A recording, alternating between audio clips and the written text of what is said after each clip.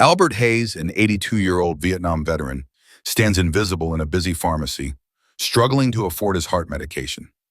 Ignored and dismissed, his past heroism fades into obscurity, until Logan Parker, a young Navy SEAL, recognizes him as the man who saved his father. A heartfelt salute and a returned SEAL pin spark a transformation. As their story goes viral, skepticism threatens to tarnish the moment. Yet, a community rallies, veterans unite, and a boy named Jaden vows to share Albert's legacy. Will society finally honor its forgotten heroes, or will doubt prevail? Subscribe to celebrate forgotten heroes like Albert Hayes.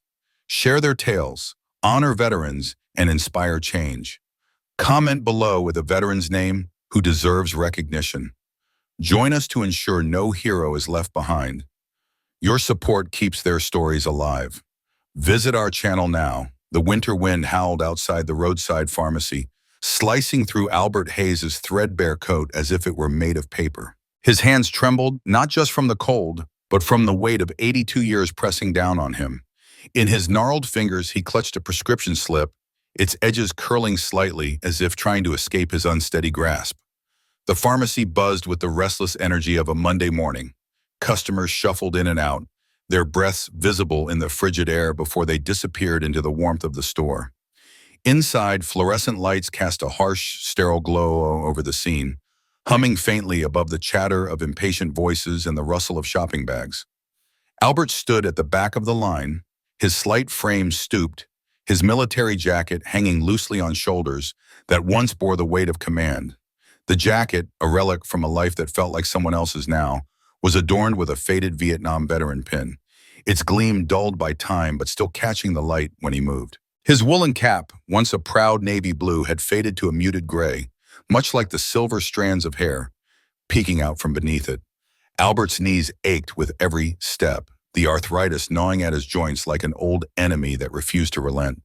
He shuffled forward, each movement deliberate, as if he were navigating a battlefield of impatience rather than a pharmacy line.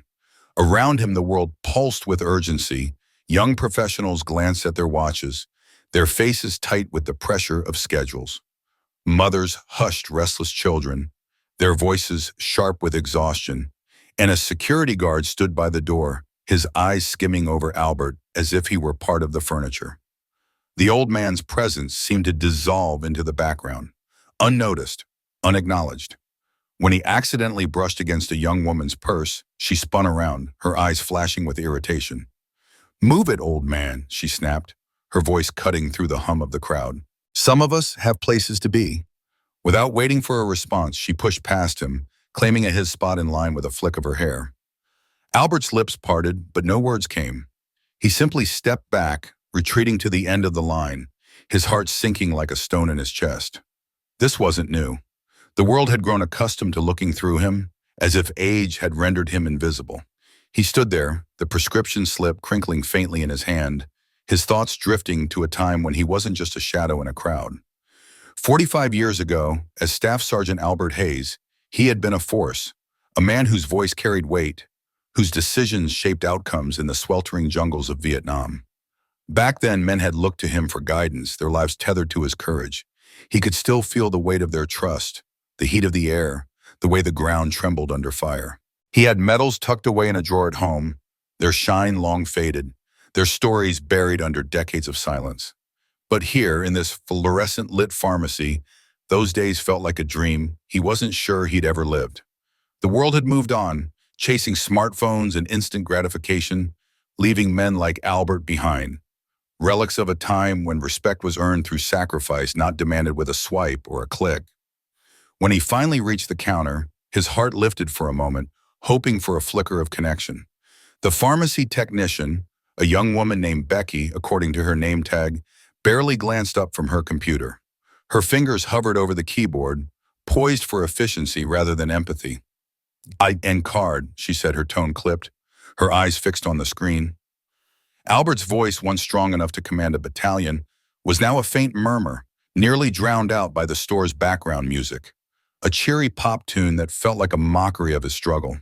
"It's right here," he said, fumbling with his wallet. His fingers, stiff from cold and age, struggled to pull out the insurance card, its plastic worn smooth from years in his pocket. Next to it, tucked carefully inside, was a yellowed photograph of his daughter, her smile frozen in time, in a folded letter, its edges softened from countless readings. "See you soon, Dad," it read, a promise from a lifetime ago that still stung his heart. As he reached for the card, the prescription slip slipped from his grasp, fluttering to the floor like a wounded bird. No one moved to help. A businessman in a press suit stepped over the paper, his eyes fixed on his phone. A teenager nearby, earbuds dangling, glanced at the slip and then away, as if it were someone else's problem.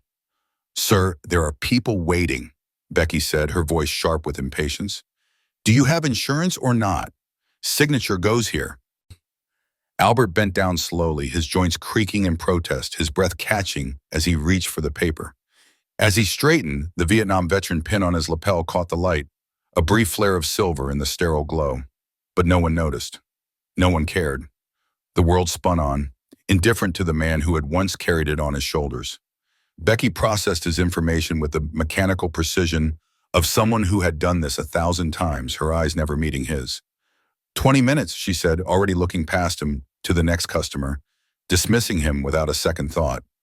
Albert shuffled to the waiting area, his steps heavy with more than just age. He sank into a hard plastic chair in the corner, the kind that seemed designed to discourage lingering. Around him, the pharmacy hummed with life, people coming and going, their voices overlapping in a cacophony of complaints and demands.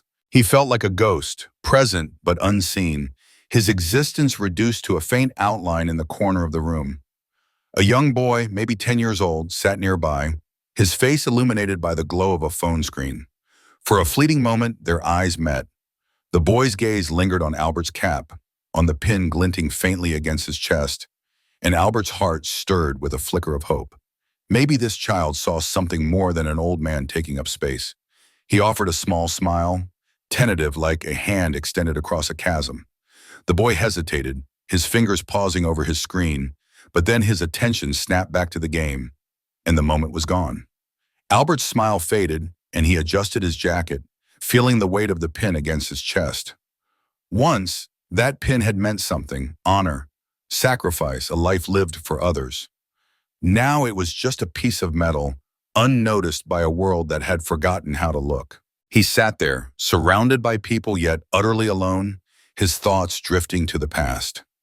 He remembered the faces of the men he'd led, their eyes full of trust, their lives intertwined with his in the chaos of war. He remembered the letters he'd written home, each one a tether to a world that felt impossibly far away. He remembered the day he'd come home, expecting a hero's welcome, but finding instead a country that turned its back on men like him. The medals, the memories, the sacrifices, they had faded into the background, just like him. Now he was just an old man in a pharmacy, slowing down the line, taking up space in a world that had no use for him anymore. The weight of that truth settled over him, heavy as the winter wind outside, and he closed his eyes for a moment, letting the hum of the pharmacy fade into the distance. Then something shifted. A young man in a navy hoodie stepped forward from the crowd, his movements purposeful but unhurried. He leaned over the counter, speaking quietly to Becky, who nodded and tapped at her keyboard. Albert barely noticed at first, lost in his own thoughts, but then the young man turned to him, his eyes steady and kind. He handed Becky a card, and in a matter of moments, Albert's prescription was paid for. No questions, no hesitation. The young man stepped back, raised his hand, and offered a salute so sharp, so precise, that the entire pharmacy fell silent. The chatter stopped, the rustling of bags ceased, and for a moment, every eye in the room turned to Albert. The weight of their gazes felt unfamiliar, almost heavy, but it stirred something deep within him, a flicker of the man he used to betray. The young man didn't linger for thanks or recognition. He simply turned and walked out into the gray winter morning, leaving behind a silence that felt like respect. Albert sat there, the prescription bag now in his hands, his heart pounding with a mix of gratitude and disbelief. For the first time that day, he felt seen, not as an inconvenience, not as a shadow, but as a man with a story, a life, a past that still mattered. The pin on his chest seemed to gleam a little brighter, and the weight of the world felt just a fraction lighter. Outside, the winter wind howled, But inside, for just a moment, Albert Hayes was no longer invisible. Albert had returned to his hometown decades ago, carrying the weight of war in his bones, yearning for a quiet life that might stitch together the frayed edges of his soul. He'd married Elaine, his high school sweetheart, whose gentle presence was a balm to his unspoken wounds. She never pressed him about the nightmares that jolted him awake, his screams slicing through the stillness of their modest home. Her silence was her gift, a quiet understanding that let him breathe. Together they'd brought Michael into the world, a boy whose wide-eyed admiration for his father seemed to hold the promise of redemption. Michael's gaze, full of hero worship, was a light in Albert's darker moments, a reminder that he could still be something good. But life, relentless and unyielding, unraveled that fragile hope. Elaine's cancer came like a thief, stealing her away when Michael was just 16, leaving Albert to navigate a grief so heavy it felt like drowning. Michael, bright and fearless, carried his father's stubborn courage into the Navy, dreaming of becoming a SEAL. "I'll make you proud, Dad," he'd written in his final letter. Words Albert still carried, folded and worn, in his pocket like a talisman. But 2 months later, a flag-draped coffin arrived instead of his son, and the world dimmed further. That was 20 years ago, and since then, Albert had lived alone in a small house at the edge of town, a solitary figure in a world that no longer seemed to recognize him. The neighborhood shifted around him, families coming and going like seasons, their names and faces blurring into a quiet anonymity. To the teenagers passing by the high school, he was just that old war guy, a relic they mocked as he shuffled past, his mind tangled in memories of a Cold War no one cared to remember. Their words stung, not because they were cruel, but because they confirmed what he already felt. Invisible, irrelevant, a ghost in his own life. Last week at the supermarket, a security guard had trailed him through the aisles, his eyes sharp with suspicion, as if Albert's veteran's cap and weathered hands marked him as a thief. "Sir, I need to check your bag," the guard had said, his tone flat, already rummaging through Albert's groceries. Albert's quiet "why" was met with a curt "store policy," but the guard's hands moved with the certainty of judgment. Nearby, a woman whispered to her friend, her words slicing through the air. "Why do these old guys always wear their military stuff? Like, we get it. You were in a war nobody cares about anymore." Albert paid for his groceries and left, the weight of the pin on his jacket heavier with each step, a badge of honor turned albatross. He walked home under the gaze of a town that no longer saw him, each footfall echoing the question he couldn't shake. What was it all for? These days, routine was the thin thread pulling him through the days. Monday meant the library, where he'd sit among books he rarely read, seeking the comfort of their silent company. Tuesday was groceries, a task that felt more like a battlefield with its suspicious guards and indifferent cashiers. Wednesday brought the pharmacy for his prescription refill, a reminder of the heart that kept beating despite its aches. Thursday was for Michael's grave, where he'd sit and talk to the stone as if his boy could still hear, the grass worn thin from his weekly vigil. Friday was the veterans group, though the faces dwindled each month, leaving more empty chairs than stories. The weekend stretched before him, vast and empty, filled only with the hum of an old television and memories that clung like damp rot. He'd sit in his armchair, staring at the flickering screen, seeing not the shows but flashes of jungles, gunfire, and faces long gone.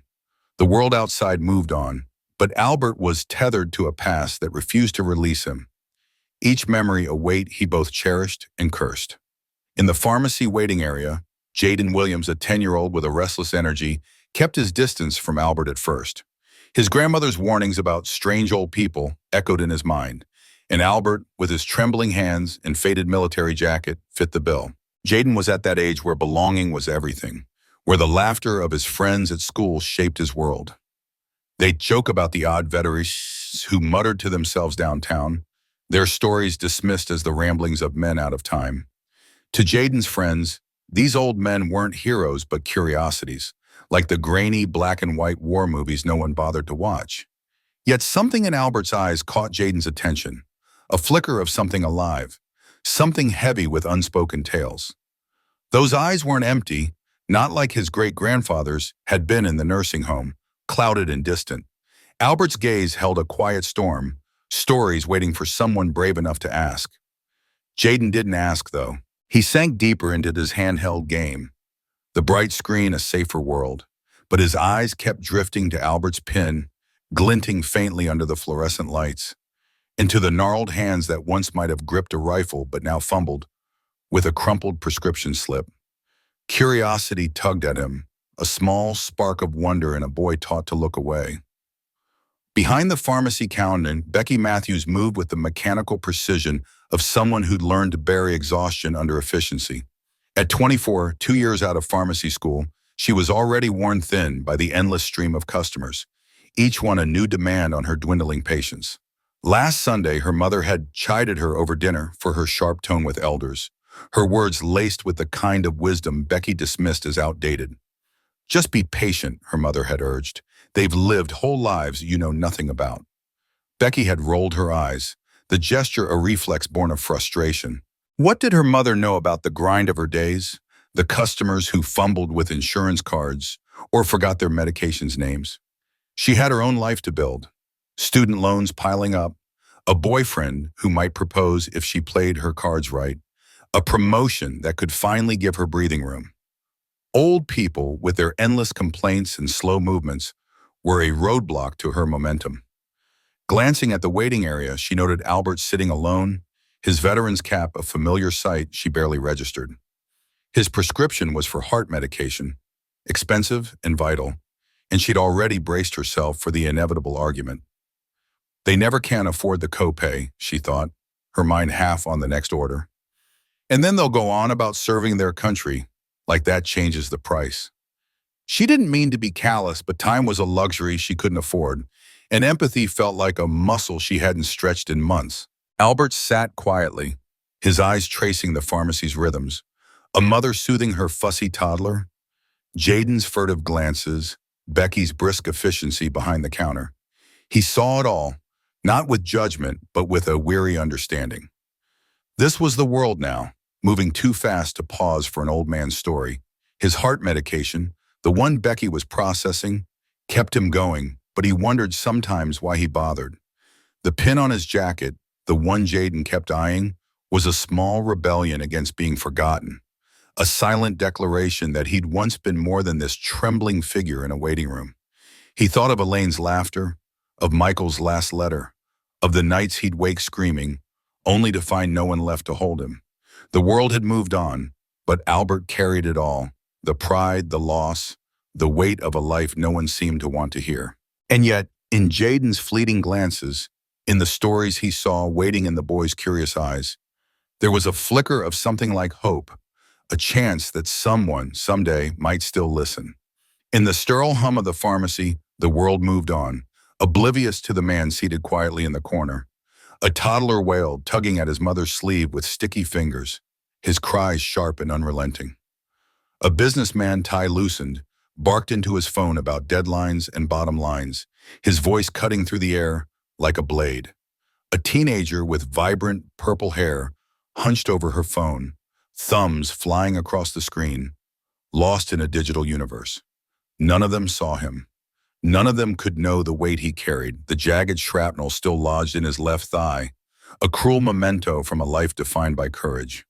None could guess that he had once clawed through the choking smoke of a burning helicopter to drag 3 men to safety, their lives spared while his own was forever altered. Nor could they imagine the quiet shock that greeted him each morning, the disbelief that he was still here when so many others, friends, brothers, his own son, were not. Albert Hayes sat with his hands folded, his weathered fingers tracing the edges of a folded photograph tucked in his jacket pocket. It was Michael, his boy, captured in his navy blues, his smile was and unguarded, brimming with the promise of a future that stretched endlessly ahead. 7 months and 12 days. That's how long that future had lasted after the camera's shutter clicked. All that remained now were memories, sharp and vivid as the day they were made. In a single letter, its ink smudged from countless readings. Albert's heart ached with the weight of it, a grief so deep it seemed to pulse with every beat of his aging heart. The world around him spun on, indifferent. But for Albert, time had a way of standing still, trapping him in moments he could neither escape nor fully reclaim. The pharmacy speaker crackled, a harsh interruption to his reverie. "Hayes, Albert, prescription ready for pickup." He exhaled slowly, wincing as he pushed himself to his feet. His knees protested the pain of familiar companion, as constant as the memories he carried. Each step toward the counter was deliberate, his gait slow but steady, a quiet defiance against the body that betrayed him. To the world, he was just another old man, invisible in his faded veteran's jacket, his sacrifices buried beneath decades of anonymity. At the counter, Becky, the young cashier, barely glanced up from her screen. Her movements were mechanical, her voice flat as she scanned the small bottle of pills. "That'll be $47.39, she said, her tone devoid of warmth. Albert frowned, his brow furrowing as he reached into his jacket for his wallet. The leather was worn, its edges frayed from years of use, much like the man who carried it. He counted out the bills with care, 2 20s, a five, and a handful of coins that slipped from his trembling fingers, clattering onto the counter. $42.17, he said softly, recounting to be sure, his voice barely above a whisper. "I thought the copay was $40. Becky's sigh was sharp, laced with impatience. Price went up. New year, new insurance rates. She nudged the bottle of pills away, just out of reach. "You're fired short. You'll need to pay the full amount." Albert stared at the medication, the small white bottle that held the pills, keeping his heart steady, keeping him here. Another day, another bus ride, another long wait in line loomed in his mind. Tomorrow meant more pitying glances, more shaking hands, more reminders of how the world had moved on without him. "Is there any way I could," he began, his voice tentative, but Becky cut him off, her patience worn thin. "There are people waiting," she said, her tone clipped. "If you can't pay the full amount, you'll need to step aside." Behind him, a muttered complaint. "Come on already." Cut through the air, a stranger's frustration piling onto his own. Albert nodded slowly, his shoulders sagging as he gathered his scattered coins, each one a small defeat. "I understand," he said quietly. "I'll come back tomorrow." But then a voice broke through, clear and firm, slicing through the hum of the pharmacy. "I've got it." Albert turned, his movements slow, to see a young man stepping forward. He was in his late 20s, maybe early 30s, dressed in a navy blue hoodie, emblazoned with a faded eagle insignia, worn jeans and military-grade boots polished to a dull shine. His posture was unmistakable, spine straight, shoulders squared, eyes sharp and alert, the bearing of someone who had served, who knew the weight of duty. There was a quiet strength in him, a presence that seemed to demand the room's attention without effort. "I've got the rest," the young man said, pulling a wallet from his pocket. He placed a crisp $10 bill on the counter, his voice steady. "Keep the change for the next person who comes up short." Becky blinked, her rhythm disrupted, her practiced indifference faltering. "Oh, okay then," she managed, processing the payment with a quick scan. The young man turned to Albert, and something in his expression shifted. Less casual now, more deliberate, as though he were stepping into a moment he'd been preparing for. He straightened further, feet together, and raised his right hand in a perfect military salute. "Permission to pay my respects, Staff Sergeant Hayes." The pharmacy fell silent. The toddler's cries faded. The businessman's phone call paused. The teenager's thumbs stilled. Eyes turned to the scene unfolding at the counter, a young man in a hoodie saluting an old man in a worn jacket, a gesture from a different time, heavy with meaning. Albert froze, caught in a flood of memory. For a moment, he was back on the tarmac, surrounded by men in uniform, their salutes crisp and purposeful, their respect earned through shared sacrifice. His body responded before his mind could catch up, muscle memory kicking in as he returned the salute with a sharpness that surprised even him. "At ease, son," he said, his voice stronger now, resonant with a strength he hadn't felt in years. "How did you know my name and rank?" The young man lowered his hand but held his posture, his eyes steady on Albert's. "My father was James Parker, Echo Company, 1969. You pulled him from the river near Quang Tri after his patrol was ambushed." A faint smile crossed his face, softening the intensity of the moment. He was a skinny kid from Georgia, always carried those peppermint candies. Albert's breath caught, his eyes widening as the name sparked a memory. Jimmy Parker, lanky, quick to laugh, always offering those damn candies to anyone who'd take them. The river, the ambush, the chaos of that day flooded back, vivid and unrelenting. He could still feel the weight of the water, the burn in his lungs as he hauled Jimmy to safety. "Jimmy," Albert murmured, his voice thick with emotion. "Your father, he made it out because of you." Logan nodded, his smile tinged with pride and sorrow. "He did, and he never forgot you, Staff Sergeant." "Neither will I." The moment hung between them, a bridge across decades, connecting two men who had never met but were bound by the invisible threads of sacrifice and memory. Albert's chest tightened, not with the familiar ache of grief, but with something warmer, something like gratitude. For the first time in years, he felt seen, not as an old man fumbling with coins, but as the soldier he had been, the man who had given everything and asked for nothing. In the sterile glow of the pharmacy's fluorescent lights, a moment unfolded that seemed to halt the world's relentless march. Logan, a young man with a gaze as steady as his squared shoulders, stood before Albert, an older veteran whose lined face carried the weight of countless yesterdays. "My father spoke of you my whole life," Logan said, his voice firm yet warm with reverence. "He said you charged back into enemy fire 3 times, sir, and to save every man in your unit." The words were more than a story. They were a legacy, a thread of heroism that had guided Logan from boyhood dreams to the grueling trials of SEAL training. Standing before Albert now, he felt a swell of purpose, as if this encounter were the closing of a circle his father, James Parker, had drawn long ago. The pharmacy, a place of routine exchanges and hurried customers, fell into a reverent silence. Jaden, a lanky boy who moments earlier had been glued to his handheld game, now stared, his mouth slightly ajar, the screen's pull forgotten.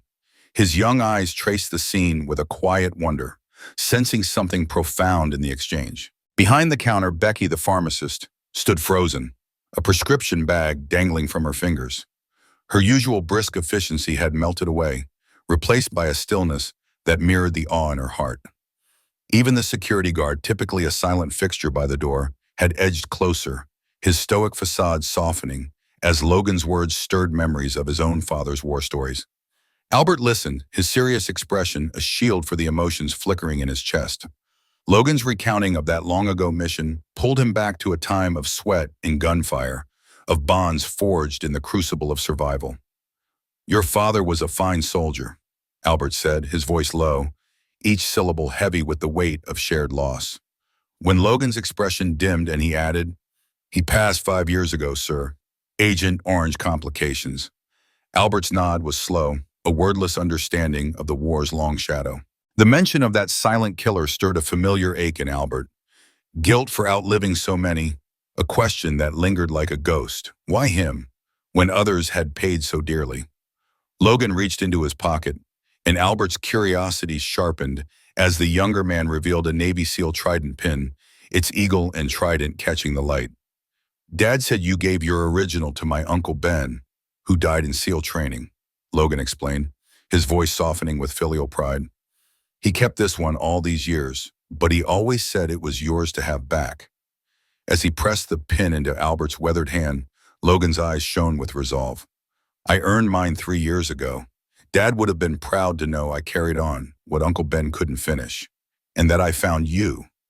The words were a vow, a tether linking father-son and the man who had shaped their family's story. Albert's fingers curled around the pin, its edges pressing into his palm as a tide of memories broke over him. Benjamin Parker's face flashed in his mind, a young recruit with a quick laugh and a natural leader's fire. His death during training had been a wound that never fully closed, a reminder of the price of their brotherhood. Albert's throat tightened as he met Logan's gaze, seeing traces of Ben in the young man's determined features. "Your uncle was one of the best I ever served with," he said, his voice betraying a rare tremor. "This pin, it means more than I can tell you, son." The word son came unbidden, a quiet claim to the legacy that bound them through shared sacrifice. The pharmacy around them seemed to pause, its occupants caught in the moment's gravity. An elderly woman, her hands gripping a cane, dabbed her eyes, moved by the quiet honor of the exchange. A businessman who had been impatient earlier now studied his shoes, his earlier haste replaced by a humbling respect. Jaden, still watching, felt a spark of something new, an admiration for a world of duty and sacrifice he was only beginning to glimpse. Becky, regaining her composure, stepped forward with Albert's medication, her movements careful, almost ceremonial. "Mr. Hayes," she said, her voice gentler than usual, "your medication is." She handed him the bag with both hands, adding softly, "Thank you for your service." The words, often routine, rang with sincerity, and Albert, caught off guard, murmured, "Thank you." As Albert and Logan headed for the door, the crowd parted naturally, offering a path lined with quiet respect. An elderly man, his own military days long behind him, raised a shaky hand in a tentative salute, his eyes bright with unspoken kinship. Jaden, moved by a sudden urge, darted forward to pick up a prescription slip Albert had dropped. "Sir," he said, holding it out with care, his voice earnest, "you dropped this." Albert's smile warmed his face, a rare softness breaking through. "Thank you, young man," he said, giving Jaden's hair a light ruffle before turning back to Logan. Outside, in the waning light, Albert and Logan spoke softly of James, of old missions, of the men who had shaped their lives. Their words were a private tribute, a shared remembrance of a legacy forged in fire. Unseen by them, a young woman nearby had filmed the moment, her phone capturing the quiet exchange. That evening, the video surfaced online, its title bold, "Old Vet and SEAL Meet in Pharmacy. This will be you moved." Comments flooded in, a wave of admiration. "This is respect. That man's a hero. Wish I could thank him." But the internet's warmth was fleeting. "Chad," one user scoffed. "Actors, probably." Another, gaining likes, sneered, "Nice act. That jacket's from a thrift shop, bet. Who verifies this?" The video skyrocketed, hitting 2 million views in a day. News sites ran it with the glowing headlines. "Heartwarming veteran moment.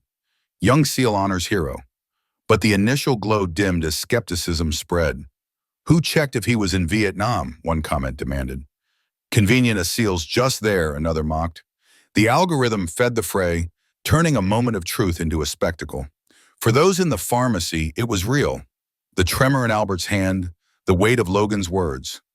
But online, it became a debate, its heart lost to strangers who'd never felt the pin's quiet power. In the quiet of his small kitchen, Albert Hayes sat at a scarred wooden table, his weathered hands cradling a military seal that seemed to pulse with memories. The pin, modest yet heavy with meaning, was a relic of a life he'd once lived fiercely. He'd found the video by chance at the library, drawn to the computer by the librarian's excited call. "Mr. Hayes, you're famous online." Now, as the flickering screen replayed the moment, a moment that had felt so raw, so real, he saw it twisted into something else, a spectacle for strangers to judge.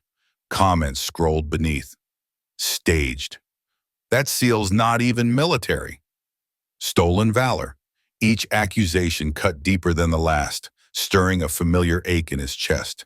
He'd fought for his country, lost his son Michael to the same cause, and now his quiet act of survival was fodder for doubt. Gently, he placed the seal in a wooden box, next to Michael's medals, their gleam dulled by time. "Just a bit of old glory," he murmured, his voice thick with sorrow. "Nothing lasts these days." The words hung in the air, a lament for a world that seemed to have forgotten him. At the pharmacy, Becky stood in her manager's cramped office, her fingers fidgeting with the edge of her name badge. The fluorescent lights buzzed overhead, amplifying the tension in the room. Her manager, his face taut with concern, held up a tablet. "You're in this video," he said, tapping the screen to play the clip. It showed yesterday's scene, Albert, weary and defeated, unable to pay for his medication. Logan, the young Navy man, stepping in with quiet resolve. "People are calling corporate," her manager continued, his voice sharp. "They're asking if it was staged, saying we mistreat veterans. We can't have this kind of publicity. What happened?" Becky's heart raced, a mix of defensiveness and doubt swirling within her. She'd witnessed the exchange, felt the weight of Albert's gratitude, seen the spark in his eyes when Logan saluted him. It had been real, she was sure of it. "It wasn't staged," she said, her voice firm despite the tremor in her hands. Mr. Hayes couldn't afford his meds, and the Navy guy paid. It was kind. Her manager's eyes narrowed. And you're sure he's a veteran, not some scammer? The question stung, planting a seed of uncertainty. Yesterday, she might have dismissed Albert as just another customer. But today, the memory of his expression, grateful yet haunted, clung to her. I don't know for sure, she admitted, her voice softer. But he didn't seem like a fake. The doubt lingered, but so did her need to believe in the moment's sincerity. Across town, Jaden sat at his grandmother's kitchen table, his homework forgotten, his fork nudging peas in restless circles. The video had gripped him, its comments a bitter mix of cynicism and cruelty. "Grandma," he said, his voice tentative but urgent, "there was this old soldier at the pharmacy yesterday. People online are saying he might not be real." His grandmother, her hands steady as they worked her knitting, looked up, her gaze sharp with memory. "What was his name, dear?" she asked. "Hayes, Albert Hayes." The needle stopped and her face softened, heavy with the weight of recollection. "Well, Albert Hayes," she said, setting her knitting aside. "Tall man, stooped now, always in that old army jacket." Jaden nodded, hanging on her words. "Oh, child," she said, her voice trembling with emotion. "Albert Hayes saved half this town's sons in that war. Your grandfather served with him, saw him run into danger when others wouldn't. He's a hero." Her eyes glistened, and Jaden felt a surge of pride mixed with anger. How could people doubt a man like that? The injustice burned in his young heart, urging him to do something, anything, to set it right. That night, Becky couldn't sleep, her mind replaying the pharmacy scene like a loop. The manager's skepticism, the online comments, Albert's tired eyes, they all swirled together, keeping rest at bay. She grabbed her phone, the blue light harsh in the darkness, and searched Albert Hayes, Vietnam. Dozens of results appeared, but one stopped her cold. A black and white photo of a young soldier, standing tall as he received a silver star. The caption read, "Staff Sergeant Albert Hayes, Heroism Under Fire, Kang Tri Province, 1969. Her breath caught. The man in the photo was younger, his features sharper, but those eyes, those same wary, soulful eyes, were unmistakable. Guilt washed over her for the doubt she'd entertained, however briefly. She'd seen his defeat at the counter, his quiet gratitude when Logan paid, and now she knew the truth. By morning, she was on the phone with the Veterans Association, her voice resolute as she sought to confirm his story, determined to honor the man she'd almost overlooked. Meanwhile, Jaden waited outside the pharmacy, his sneakers scuffing the pavement, his heart pounding with nervous anticipation. He needed to see Mr. Hayes, to ask about Vietnam, to hear the stories his grandmother had spoken of with such reverence. When Albert appeared, his steps slow and deliberate, Jaden hesitated, then stepped forward. "Sir, can I ask you something about Vietnam?" he said, his voice small but earnest. Albert's eyes met his, and for a moment, the old man's guarded expression softened. Someone wanted to hear his stories, not to judge, but to understand. A flicker of warmth stirred in his chest, a fragile hope that his past might still matter. Inside the pharmacy, a stir broke out. An elderly customer, his voice rough with age, pointed toward the window. "That's Hayes," he said, his tone a mix of awe and frustration. "Albert Hayes, does nobody remember? He saved our boys when no one else would go back." The words rippled through the crowd, heads turning, whispers growing. Becky, clutching a folder of records from her late-night search, felt a surge of vindication, her heart swelling with purpose. Jaden nearby grinned, his faith in Albert validated. The following Wednesday, Albert approached the pharmacy with his usual measured steps, his routine a lifeline in a world that often felt foreign. Groceries on Tuesday, prescriptions on Wednesday. It was how he held himself together. But today, as he pushed open the door, he stopped short. The familiar bustle was gone, replaced by a solemn stillness. A group of men in their 70s stood at attention, their faces etched with time, many wearing faded veterans' caps or scraps of old uniforms. Becky stood behind them, her eyes bright with determination, a folder in her hands. Jaden was there too, bouncing on his toes, his excitement barely contained. "What's all this?" Albert asked, his voice wavering, caught between confusion and a dawning sense of recognition. A man stepped forward, Bill Garrison, who had served in Albert's unit, his eyes shining with unspoken gratitude. The air was thick with shared history, a moment of honor for a man who had never sought it. Decades had slipped by since Albert Hayes and Bill last crossed paths. Their bond forged in the crucible of war, now a distant memory, faded like an old photograph left too long in the sun. Time had carved deep lines into their faces, and the years had stretched thin the threads that once tied them together. When Bill's voice broke the silence, rough and heavy with unspoken emotion, it was as if the past had reached out to grab Albert by the heart. "Al," Bill said, his words catching in his throat, "it's been a hell of a long time." Albert froze, his breath hitching as he tried to process the sound of a voice he hadn't heard in over 40 years. His mind raced, piecing together fragments of memory, jungle heat, the crack of gunfire, the weight of comrades leaning on him for survival. "Bill," he managed, disbelief coloring his tone. How did you find me?" Bill's eyes, weathered but sharp, met his. "That video," he said, his voice steadying, "the one circulating online. Some folks thought it was fake. A tall tale. We're here to set things straight." Bill motioned toward a nearby table where a carefully curated collection of memories was laid out like a shrine to a forgotten era. Photographs, yellowed letters, and official documents were arranged with reverence. Service records, commendation letters, brittle newspaper clippings from 1969. Each item was a testament to a life of sacrifice, a life Albert had lived but rarely spoke of. "We brought proof," Bill said, his voice firm but laced with pride. "It's time people remembered who you are." The Veterans Association representatives stood nearby, their faces solemn as they presented Albert's service record, a dossier of courage that included commendations and medals. At the center of it all was a framed Silver Star citation, its words a stark reminder of Albert's gallantry. 3 times he had braved heavy enemy fire, disregarding his own safety to drag wounded comrades from the jaws of death. The weight of those moments, long buried in Albert's heart, now lay bare for all to see. A young boy, Jaden, stepped forward, his face a mix of awe and determination. His eyes, wide and earnest, locked onto Albert's. "Mr. Hayes," he said, his voice trembling with the weight of what he was about to say, "my grandma told me everything. If you hadn't gone back for my grandpa in that river, I wouldn't be standing here today." He swallowed hard, his throat tight with emotion, and continued, "Nobody in my class even knows about Vietnam. But I'm going to change that. I'm going to tell them about you." The sincerity in his words pierced Albert's stoic exterior, and his eyes glistened with unshed tears.